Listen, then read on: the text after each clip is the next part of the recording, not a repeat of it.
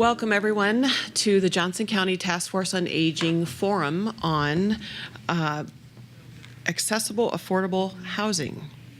Do we have that in Johnson County right now? And so I want to thank each of you for coming today to listen to our panelists. First, we have Sara Barron of the Johnson County Affordable Housing Coalition.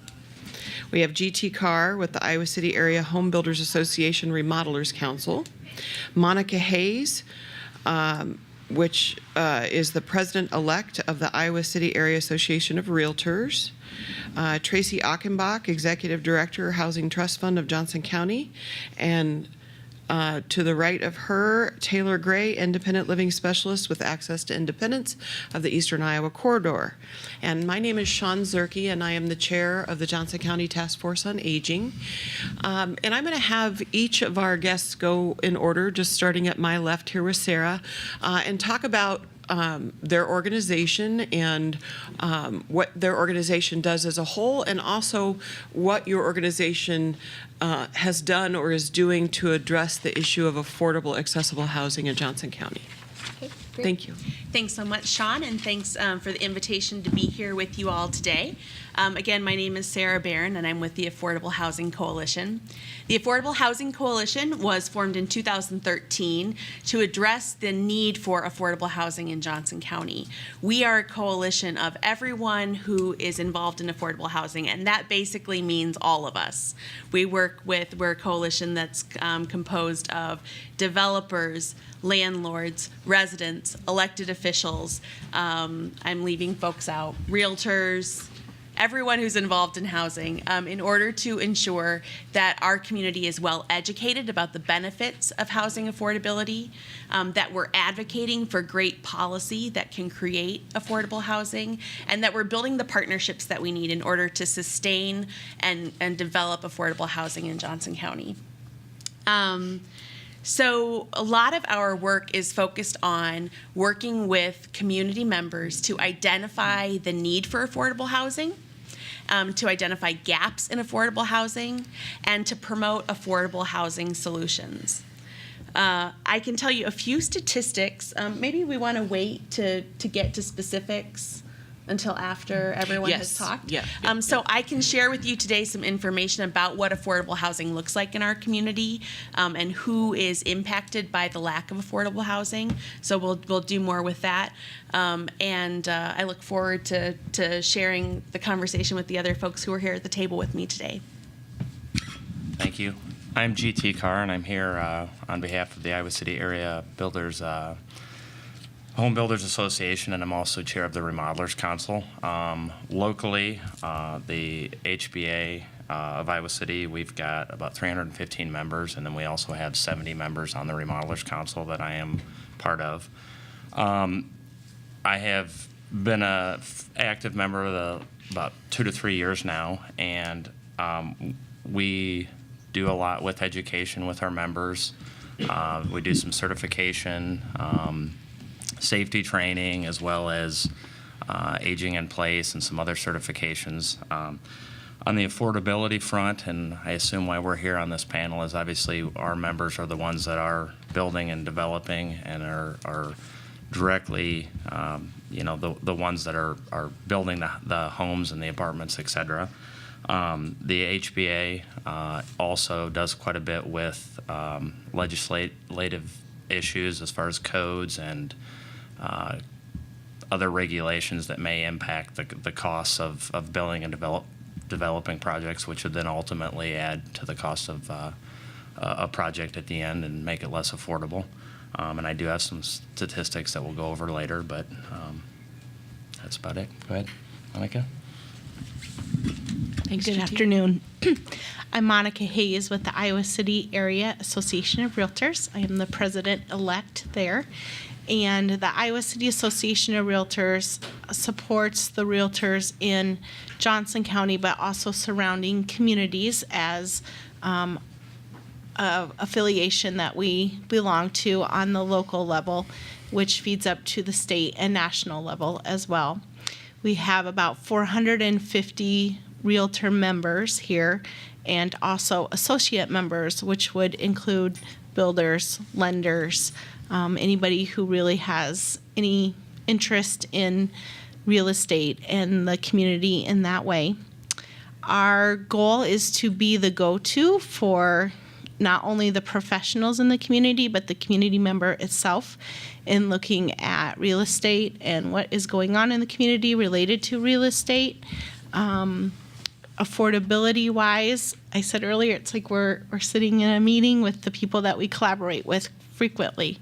We want to be involved in the community with different partners to look at issues that are coming up, whether it's affordability or other issues. So just having that collaboration throughout the community and then being able to take a part in educating the community about it. Thank you, Monica. Okay, hi, I'm Talor Gray. I'm an independent living specialist with Access to Independence. It's the local Center for Independent Living that covers Johnson County as well as multiple other counties in the area around here. So some of the things that we do are, really we focus on working with individuals with any type of disability to be as independent as possible. And so some of our core services involve peer support. We refer people out to community resources, so information referral. We help folks who want to transition back into the community from more of those skilled nursing facilities or kind of more hands-on housing. And we also advocate and help with independent living skills training. So definitely part of our job and what I see and my coworkers see as an independent living specialist is housing being one of those things that people are constantly looking for. It's one of our main topics that come up. So I'm looking forward to the conversation and putting in some input from my experience. Taylor, you also offer accessibility studies, visitability studies too, that you get through your organization, correct? So we definitely have a history of going, and if there's a location that we want to make sure is ADA or is up to ADA standards, and we have a history of making that or examining that as well. Yeah. Okay. Tracey? Hello, I'm Tracey Achenbach, the Executive Director of the Housing Trust Fund of Johnson County. And I know many of you in this room, so you know my spiel. But so the Housing Trust Fund of Johnson County is one of 27 housing trust funds across the state. We are a 501c3. What makes us a little bit unique from others is that we are a funder of affordable housing projects or initiatives. We were established in 2002. Our first year that we received state funding was in 2004. We were one of the first housing trust funds to get established in the state of Iowa. Since we started in 2002, we have awarded a total of a little over $6.5 million, and that has assisted a total of about 680 households. As a housing trust fund, we are the only entity in the state that can be a certified housing trust fund not in the state, in Johnson County, to represent Johnson County. What that does is give us an opportunity to apply for funds at the state, which are either some funds are appropriated with the state legislature, and then some are, a percentage of it comes from the state real estate transfer tax, and then the housing trust funds across the state have an opportunity to apply for those. We also receive some local funding. Johnson County has been extremely generous in the affordable housing realm in the last, I'm going to say several, because it's more than one now, years. And so they have helped our budget a lot to be able to make those funds available to the housing organizations. My board tries to make funds available to housing organizations or entities they have to do two things. It has to be about housing, and it has to benefit those below 80% median income. Now, we have a certain amount of funding that we have to do to benefit folks below 30% income, so a lot of our funding ends up going for that initiative as well, but everyone that benefits from housing that we have helped with from my organization has to have income below 80. And I don't know, Sean, if you want me to mention the 2 projects that we have funded recently that are specifically age 55 and over projects, or do you want me to wait? No, go ahead and mention those, and then I'm going to have Sara come back and talk about some of the statistics of the actual numbers. Okay. And that's one thing I should say, and I know a lot of people in this group know this, but what most of us think of as affordable housing, and I serve on things with all of the people that are sitting at this table, is that housing is considered to be affordable if the cost of it does not exceed 30% of your income. So if it does, then you're considered to be cost burdened. We have many, and Sara will probably go through numbers of this, but that's what affordable means to those of us who work in this world. But a couple of projects that my organization funded, and gosh, it's been a couple of years ago now, but one is just being leased up now, the other one's set to be leased up. So the Coral Ridge apartments that are in the place of where the Lantern Park Nursing Home was. That's a project that my organization, they applied to us for some funding. We awarded them what we had at that time, which was $300,000.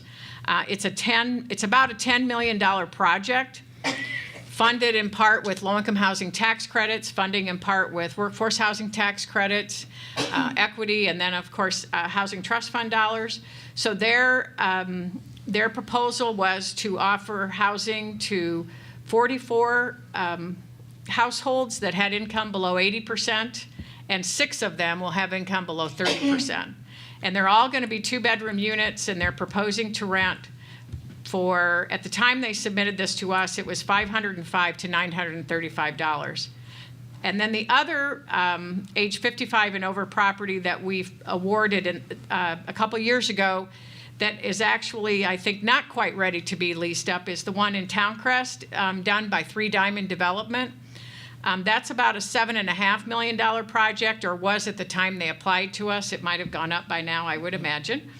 But that one was proposing to benefit 32 households below 80% and 4 households below 30%. And those were going to be, when they wrote the application to us, they were intended to be 1- and 2-bedroom units. And the rent, of course, with both of these, rent is dependent on income, but they proposed to us what the rents are that they're going to charge. The 1-bedrooms were going to be $400 to $675, and the 2-bedroom $465 to $810. And on that project, we awarded what we had, which was $150,000 at the time. So that's something that I didn't mention. My board tries to make funds available 4 times a year, and we really just look at what we have and we make it available to the organizations to apply to us. We just kind of, we're kind of a revolver, I guess, of the funds. Do you offer the actual funds, or do you underwrite portions, a loan guarantee, or is it, if their project's $7.5 million and you obviously aren't, are you funding $7.5 million? No, That's no. what I thought. On the $7.5 million, we're funding a whopping $150,000. Right. But a lot of times when folks come to us, we're bringing a piece of the puzzle that they need in order to get funding. And as a matter of fact, this last year, the Iowa Finance Authority required that the low-income housing tax credit project applications that they received got points based on how much money was given to them from housing trust funds across the state. And you can really only get funding for the geographic area you're in. So we were popular this last round for Yeah. funding apps. I bet. Thank you. Sara, why don't you go ahead and share with us some of the statistics. Your organization identifies gaps and needs, so share with us what some of the numbers are. Great, thank you. So I just want to reiterate what Tracey said about what constitutes affordability. At a very basic level, all of us need housing that is affordable to us, right? We all need to be able to afford where we live. But when we're talking about affordability, we are really looking at living in housing that costs no more than 30% of our income for housing and housing-related expenses, utilities, all of the other things that go along with housing. And depending on your income, 30% can be a pretty small monthly amount or a much larger amount. And we are looking at the Affordable Housing Coalition, we're looking mostly at folks who make 80% or less of the area's median income, which, does anyone know what the household median income is for like a family of 4 in Johnson County? It's just north of $80,000 a year. So we're talking about people who make less than that in a family of 4. The statistics for our area show that there are, in Iowa City alone, over 10,000 households that are cost burdened by their housing, or they are paying more than 30% of their annual income in housing related costs. 10,000 households in Iowa City alone. Coralville, another 3,000 households that are paying more than 30% for their housing. We are able to look at that broken down also by the type of household, and some of the data that's provided to us shows different types of households, including small families who are related to each other, large families who are related to each other, elderly families, and other, which might in our area include folks like students and other folks. So I have the numbers specifically for elderly households in Coralville and Iowa City, and those are broken down by whether you own your home or whether you rent your home.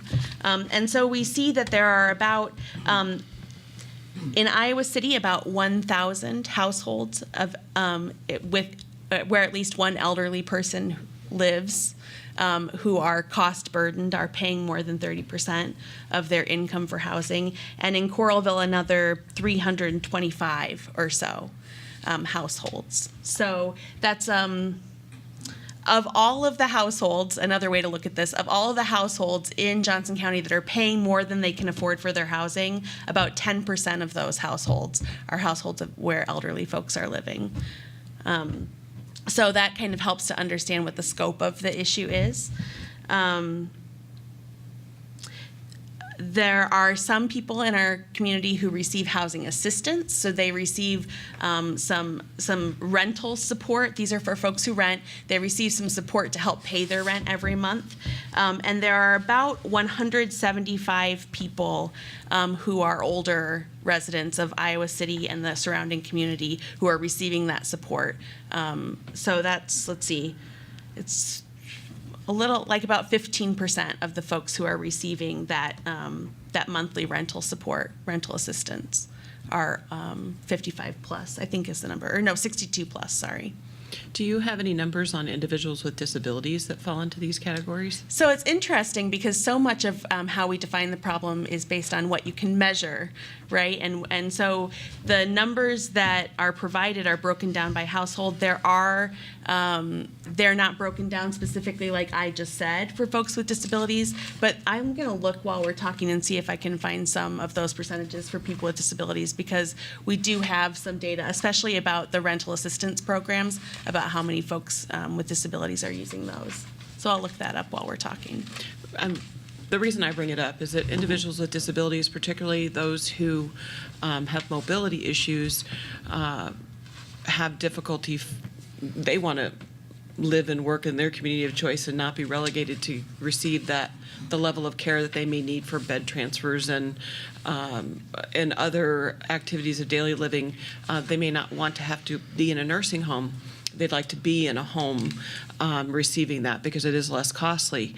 And so I know that it's easy to quantify an older person, but an individual with disabilities may not be able to count them. But I have a feeling that those numbers would actually increase these significantly. Right.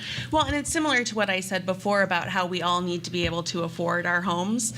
We also all need to be able to access our homes. And as our life changes, our accessibility needs for each one of us are going to change, right? And so it's not simply an issue that's related only to someone with a disability or someone who is aging, but we see that across the whole spectrum of our needs as our lives change too. Exactly. Can each of you, if you have any particular strong feelings about this, one thing I'd like to bring up before I get into some specifics about some legislation that's been proposed and so on is in Johnson County, we have the University of Iowa here. So we have this huge student population that gobble up available apartments, and they can, because of this population, it can often push the price point up too because they're willing to pay it. So tell me how you approach the affordability issue, or even the accessibility issue if you create a unit that has, or a multi-unit facility or building, and you have made it all accessible, but someone's willing to pay more for it. How do you manage that with all these students that are demanding housing as well? Yeah, well, I'll just add one thing to that really quickly, and then other folks can chime in. But the university, Iowa City, and Coralville just collaborated on a study about the impact of student renters on our market here locally. And one of the statistics that came out of that was it showed that 53% of our general rental market is occupied by students at the University of Iowa. So over half of all of our rental units are being rented by students. So when you're talking about that, the magnitude of that issue, I think that's a really interesting thing to note. So I'll talk a little bit about that. So as you have been driving around town, you may notice the new construction going on. I think we're looking at about 1,500 new units coming on over the next 2 years that will be rental units. The main client that those landlords are looking for are student-based population. So as they flock to those new units, our current vacancy rate of about 1% or less is going to be increasing. The Cook report is not out yet quite on what we expect it to be, but I've heard numbers somewhere around 5% could be increasing too. So that new construction that has been real tight in allowing those new units to be built and then has loosened up a little bit should help with some of that rental rate and opening up some of those more affordable housings as the students go to the new construction that is currently being finished up for next year. And typically priced higher. Correct. Anybody else want to speak to that? Yeah. Oh, do you want to go first? I'll just say that for our programs and many programs that offer some sort of housing assistance, the general student population is not eligible to participate, mainly because if they're considered a dependent on their parents' income taxes, then we would need to count their parents' income. So it isn't just looking at a student's income. Students would be eligible, however, like if they're an older student or something and they have full-time income or they have a source of income that can show that they can support themselves, then, and they're not a dependent on a parent's taxes, then we would be able to look at them as eligible, but that would probably be more a non-traditional student. So in that way, a lot of programs, I guess I don't remember how you worded your question, Sean, but just that takes into account the student population as far as the units that are created by using Housing Trust Fund dollars. Okay. Thank you. Yeah, so I was just gonna say, as far as the students go, I know, well, for one, I was a student just recently, not too long ago, and I completely understand. 53% is a large number, but I know as a recent graduate, there's a lot of students don't really know where else to turn. It's a really tough situation because the University of Iowa and Johnson County are so combined that it's difficult to figure out how to balance or find that balance. I think it's a tough situation, and especially with student debt the way it is, it just adds another layer to the housing situation. Thank you. Recently, there was an easy access homes bill, Senate File 216 GT. Can you talk about that? I cannot. What I can tell you, I'm on the remodeling side, and I know that we have a fairly recent study from the NAHB, a National Association of Home Builders, that looked at the regulations and codes that were put on new construction on the development side, and then once the house was built, and how that translated into the overall cost of the project.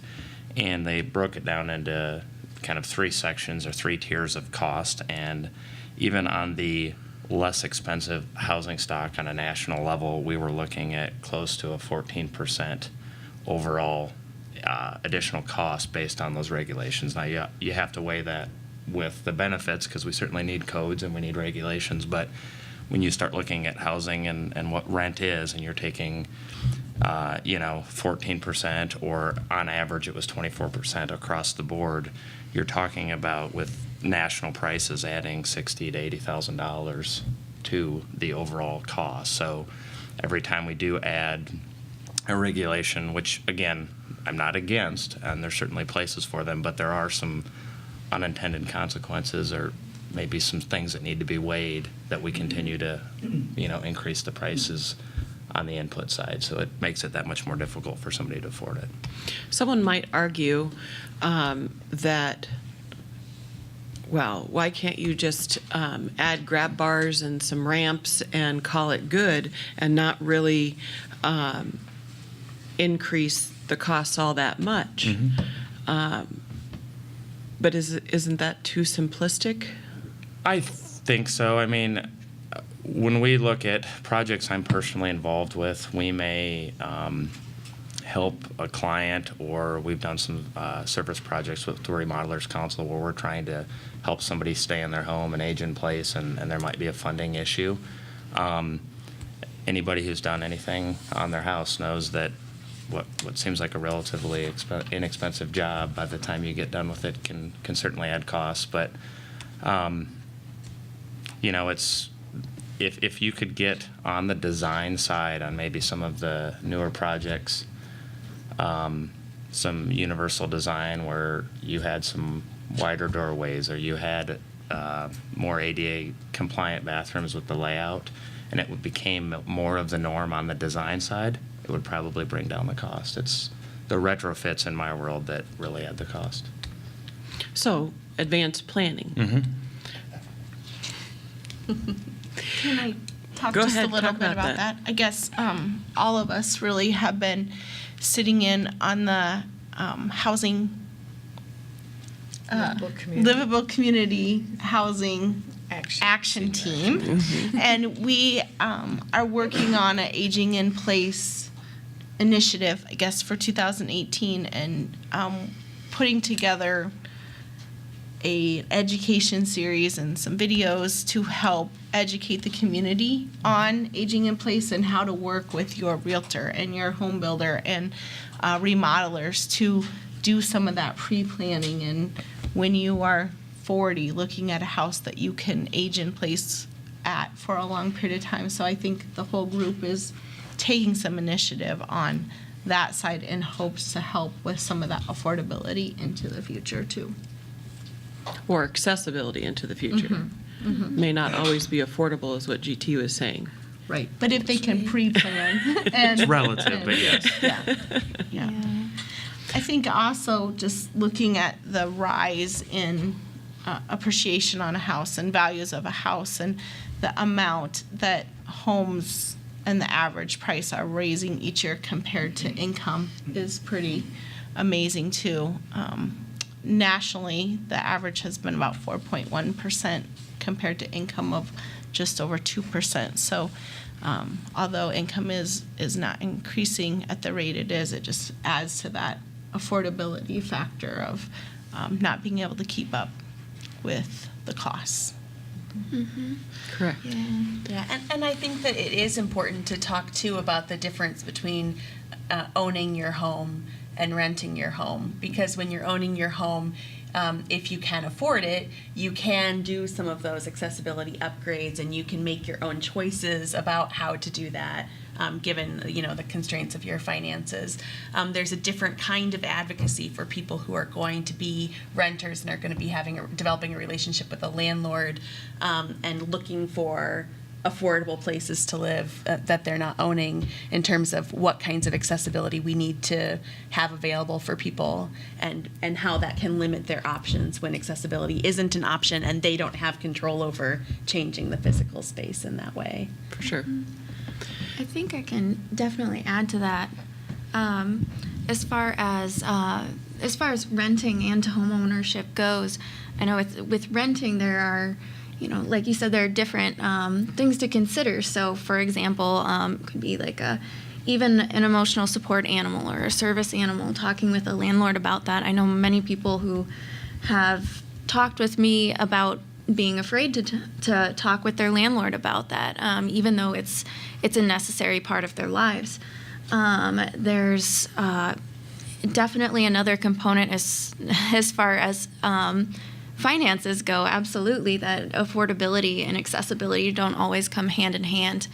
And along with that, it also is going to take a person who is on, just for example, who is getting, who is on a fixed income, who is trying to come up on the waiting list for Section 8, who, different things like that. Everything kind of has to fall into place in a certain timeline. And so it's, especially for renting, you kind of have to hit all those marks at the right time to find the right place, as opposed to someone who might be renting for a short period of time. It just really kind of depends on the situation. But finding a location that fits all needs, whether it be, a place that accepts Section 8, a place that has the accessibility component, or a place that is close to public transportation, or close to medical providers. There's a lot that goes into that. So the truth, in talking about these issues, and this is not anything new, this is the crusade for affordable, accessible housing has been going on for 30 years or more, depending on who you are. Is there really any regulation or legislation or policies that can address affordability or accessibility for all? I would assert that there isn't, that what's affordable for one person is not for another group of people, because disabilities are varying and of varying degrees. It could be invisible or a visible disability. And so is there really any universal design that addresses it for all? And so then if you all agree with what I'm saying, there is no one size fits all. If you had a magic bullet, or is there a magic bullet to address the issue here in Johnson County for a larger portion of those people who can't find affordable, accessible for them? Is there a magic bullet? Is there something that you could see needs to be done that would impact more people than are being impacted now positively? I would say the magic bullet is two pronged, and one is funding, and then the other is policy. What policy?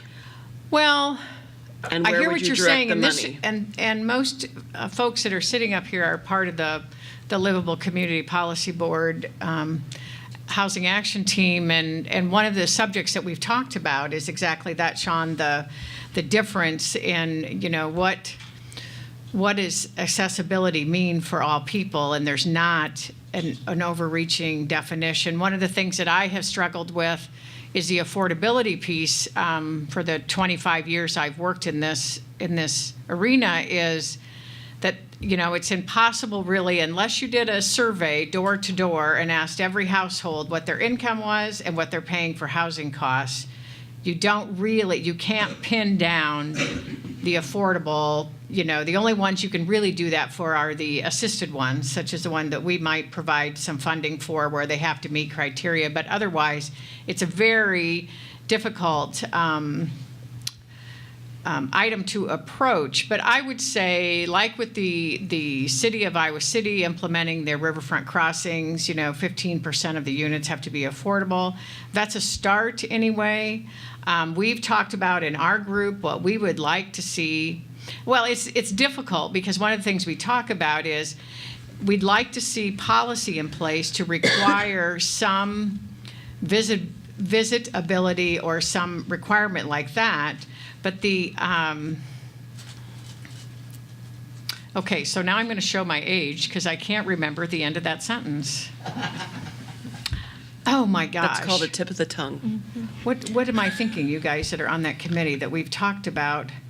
Well, just having the visibility of family members being able to come and visit, but again, it goes back to costs and what generates that ability to be able to do that. I do remember now the end. And that was what we've also talked about. And one of the things we're trying to do in this series that we're talking about is to motivate the market to be interested, because unless folks are interested in thinking about aging in place at the age of 40, as GT referenced, then we can want the policy all we want, but really folks have to also realize that they may need it as well and acknowledge that, they're going to get older and not be able to finish their sentences. Or go up and down the stairs in their Yes, two-story that's right. home. Uh-huh. I think another part of that is I totally agree that I think that getting the community interested and the market interested in the visitability aspect of that is huge. And I think looking at it as, I personally think of it as, even for me, I would love to have no step entry. I mean, moving furniture. Think about, or even like growing families, strollers, moving things in and out. If it's icy or something, you're not tripping when you're walking your dog outside or something like that. I've got a tiny dog that pulls me everywhere. So I think just in general, some of these visitability items could be really positive for all age groups, and just really making that a focus as well. That it's overall, I think, a positive step. Yeah. I also don't think we can't sit here and talk about the lack of skilled labor having an effect on affordability as well either. The ability to be able to get those contractors to do the new construction work and not having the skilled labor to be able to do it is driving prices up as well. So the focus of going to a four-year school and getting that sort of degree over some sort of skilled labor, I think, has had an impact as well on what we have available in the community to be able to pull from. I can when give it you a comes to new statistic for that. construction. Okay. In the state of Iowa, 41% of our skilled labor and manufacturing workforce are over the age of 55. Mm-hmm. And the replacement workforce that we have right now, we have 16% of our workforce are age 18 to 24. So we don't have enough coming up in the younger generation to replace the ones that are leaving. 2 comments on that. Thank you for leading me right into that, Monica. The Home Builders Association on the state level and on a national level and a local level is trying to address that. And I think all the common thread with all of these problems is getting the conversation started. Unlimited funding would be fantastic, but then if we fund the bottom, the top goes up, so it's a continuing problem. On the education front, there's definitely a labor shortage.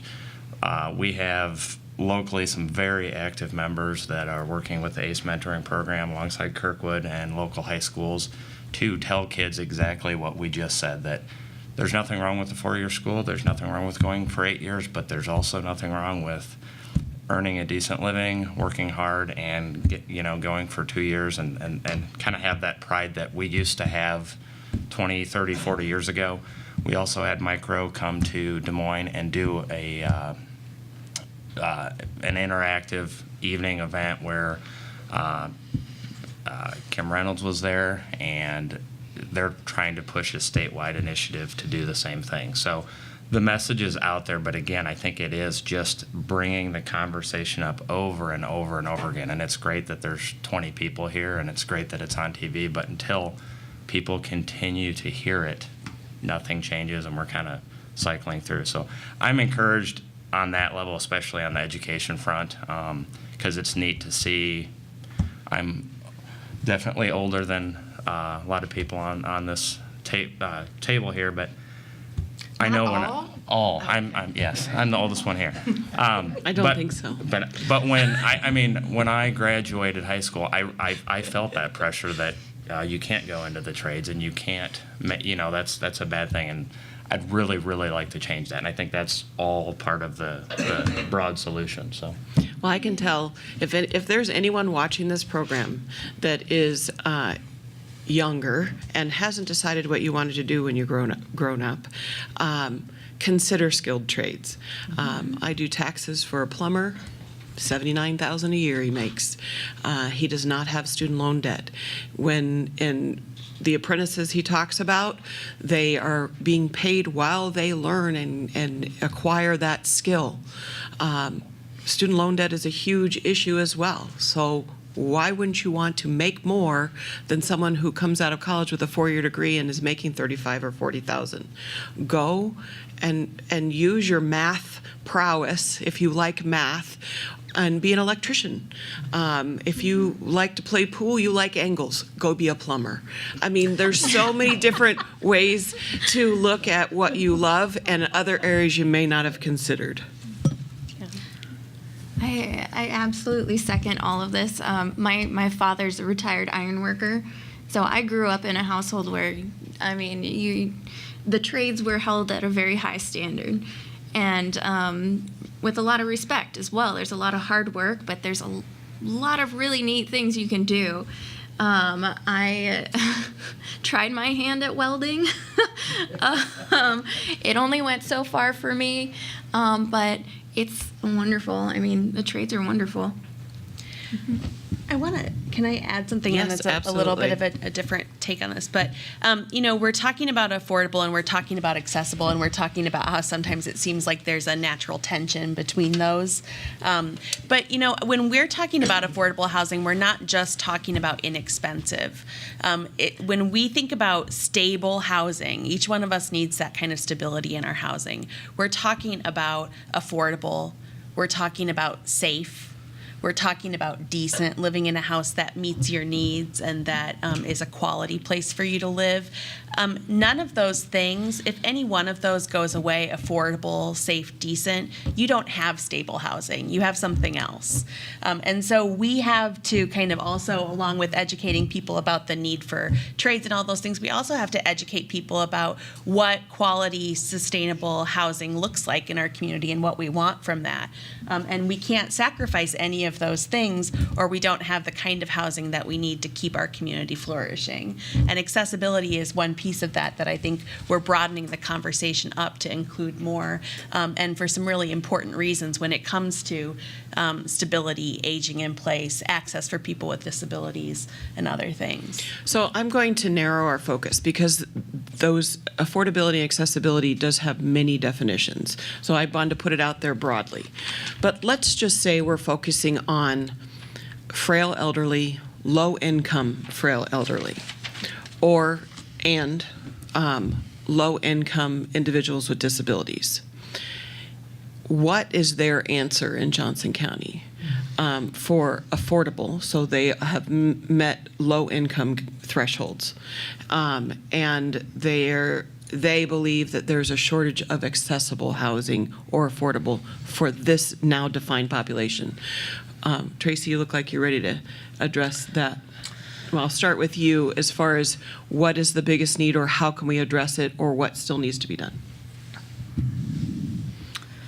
Well, I can admit that a phone call that I frequently get is from an elderly person who is a homeowner, because we sometimes will offer a program where we will do we will offer minor assistance to be able to a minor repair.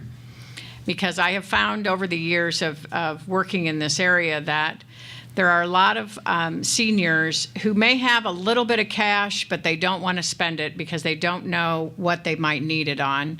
And so if they have a repair that needs to be done, if they have a leaking roof, if they need a new furnace, if there's something that has happened, they tend to let it go. Some of them, especially if they're very income restricted, and the lowest income folks, don't spend their money, even though they might have a couple thousand sitting in the bank, or they just don't want to spend it on that last amount on something for their house. They will leave it go as long as they can.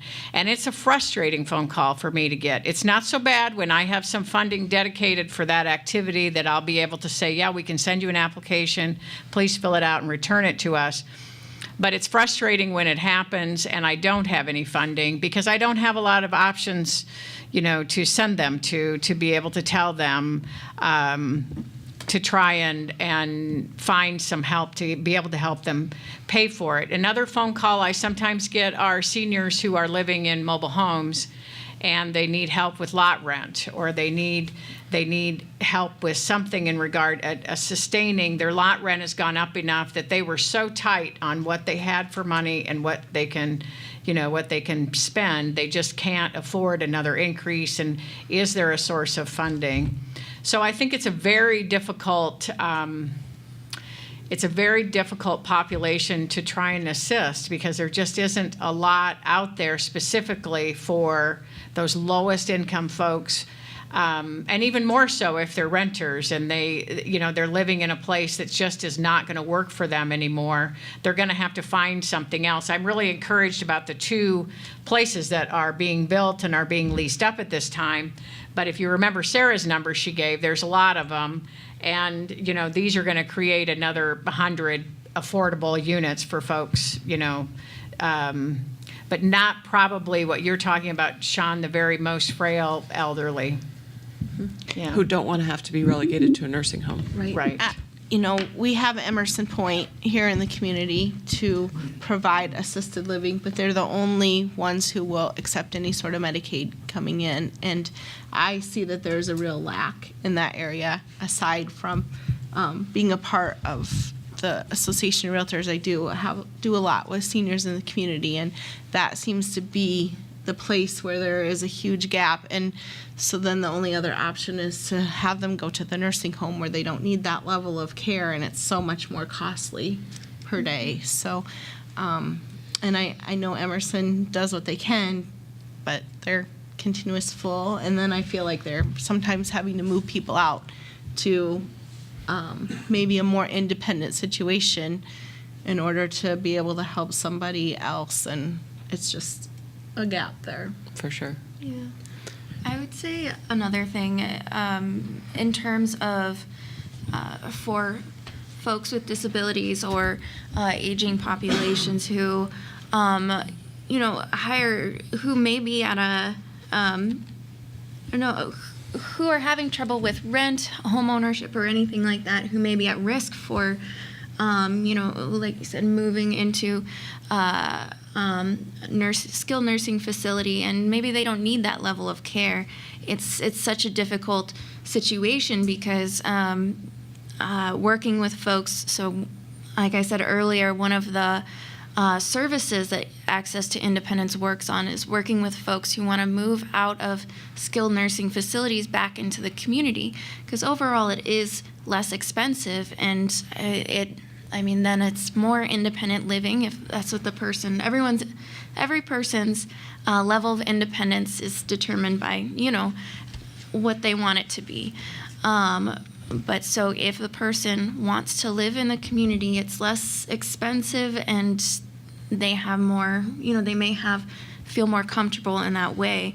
But it's very difficult to move out and back into the community. That's one of the big issues, is that transition, because along with along with the waiting lists, with the home and community-based service waivers, you have to wait so long, maybe over a year, for your name to come up on that, as well as Section 8.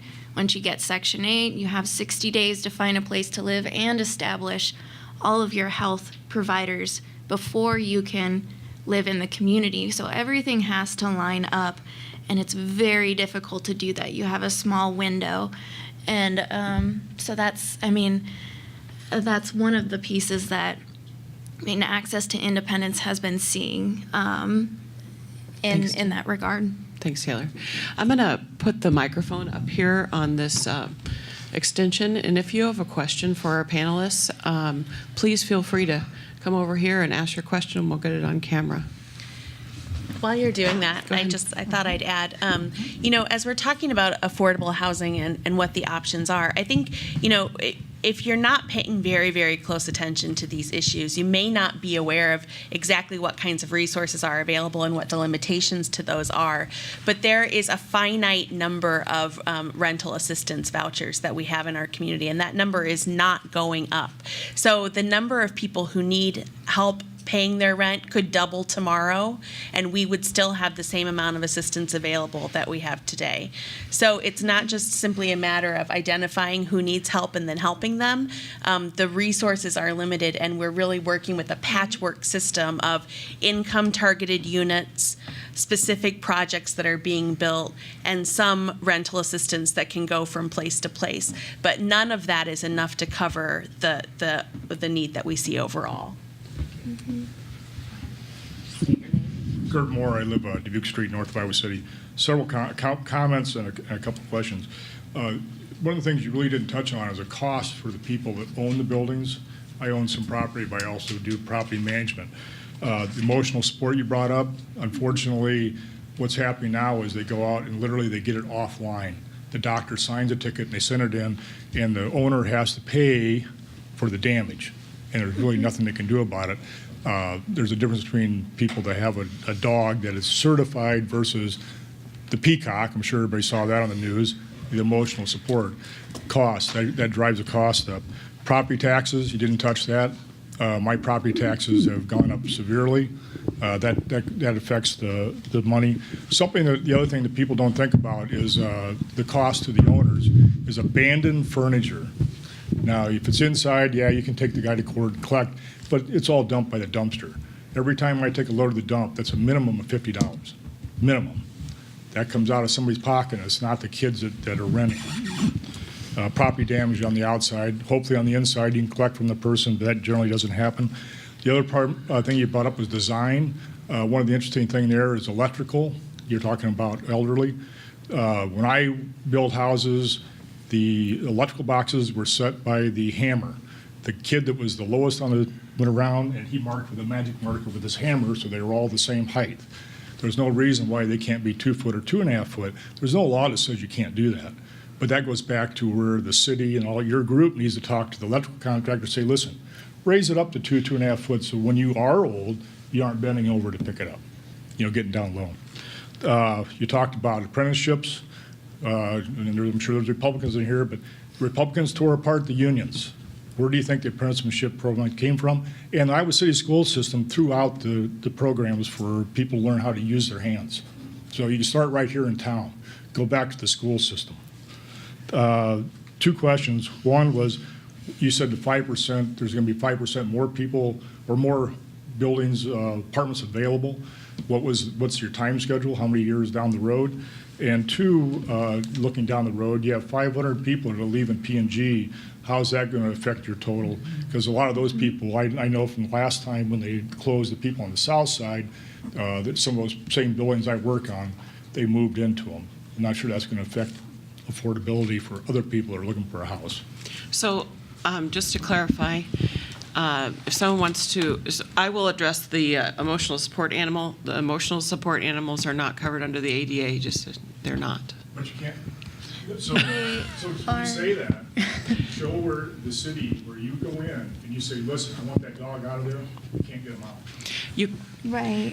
you can, Show me. but I will talk to you offline afterwards about that part. The questions, in the interest of time, and since we do have another question after, I was hoping that this panel could address the impact of the 500 layoffs. And, but we do have, keeping in mind, we do have a low unemployment, so we could potentially absorb those positions. And then the other part is the occupancy that was at 1%. You said it would increase potentially, but for how long? And you know, there's going to be a growth and a compression and so on. So if we could address those two. Okay. So the units that are becoming available around 1,500 are to be within 2018-19 school year. So it should be fairly soon that change is coming about. And for how long, it's a little hard to tell. We have people on one end that are saying, is it going to soften the rental market to the point where the investors are going to shy away from buying rental properties and soften it quite a bit? And others saying, if you build them, they will come. And the plans of University of Iowa to be bringing in more students, especially from out of state and overseas. So I don't know for sure how long it will be before those are filled up or how long it will last, but I know it should soften some things for the rental market initially, at least. Thank you. And I'm not sure if we can really address how this community will react to P&G in 2 years, but I do know that we're not just talking about 500 jobs, because there's a lot of supporting jobs that go with those, and so it's much higher than 500. And whether that will make more housing available, or whether it will increase the need for all of us here who do what we do to try and increase affordable housing availability, I think both of those things are probably going to happen. But Awesome. Thank you. Bob, do you have a question? My name is Bob Welsh. Not so much a question as two things. One, I want people who are watching on TV to know that in my years, and I'm now 91 and have lived in this community since 65, at the present time, we have in the audience the head of the Home Builders Association, the head of the Realtors, director of the Housing Fellowship.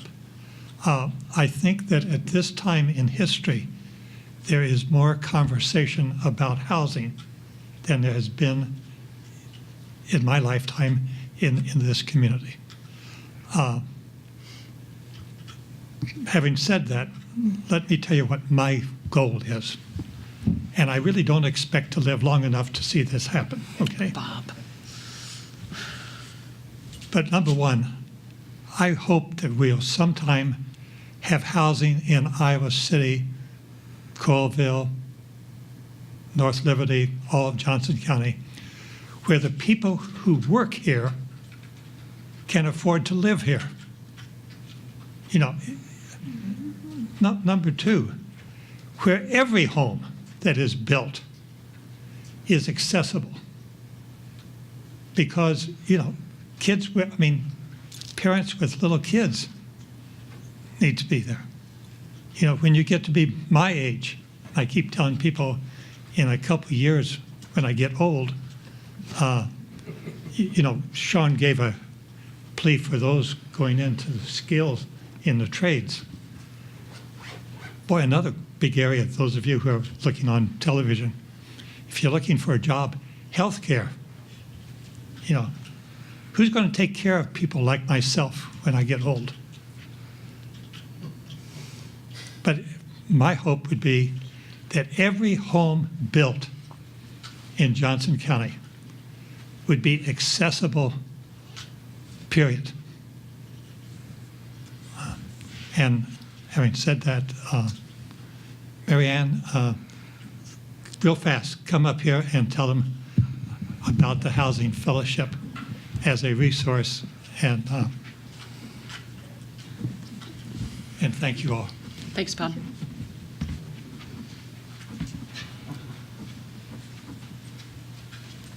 Thank you, Bob. I'm Mary Ann Dennis. I'm the Executive Director of the Housing Fellowship. We're a nonprofit affordable housing developer. One thing I want to mention that we were talking about I heard the panel talk about, Iowa City does have a universal design code. So if Iowa City contributes money to the building of housing, the building has to have a universal design code. No step entrances, wider doors, reinforced bathrooms so you can add grab bars, that sort of thing. The biggest way, in my opinion, to lower the cost of housing is to lower the debt that developers have, or to lower the cost of materials, or to fix some of the regulations that developers have to go through to meet city codes. And there are some that we can do. There are tap-on fees if the developer agrees to make some units affordable or accessible, tap-on fees. There's a lot of things that we can do. I think Tracey's right. It's two-pronged issue, funding and policy. So, thank you. And I'm not quite as old as you, Bob, but I've been around this for a while too. Thank you very much. So that is 1 hour for us today. I want to thank all of our guests for coming today. And feel free, people in the audience, if you have any questions or comments or want to connect with these folks while they're here. But the Johnson County Task Force on Aging thanks you for starting this discussion together again. Thank you. Thank you.